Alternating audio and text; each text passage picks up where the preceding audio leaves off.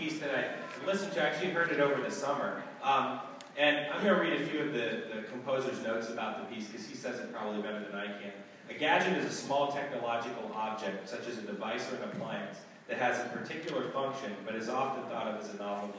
Gadgets are inevitably or invariably considered to be more unusually or cleverly designed than normal technology at the time of their invention. The piece gadget was written with this definition in mind. The motives and rhythms are meant to mimic the electronic nature of blinking lights and a shiny new gadget on display.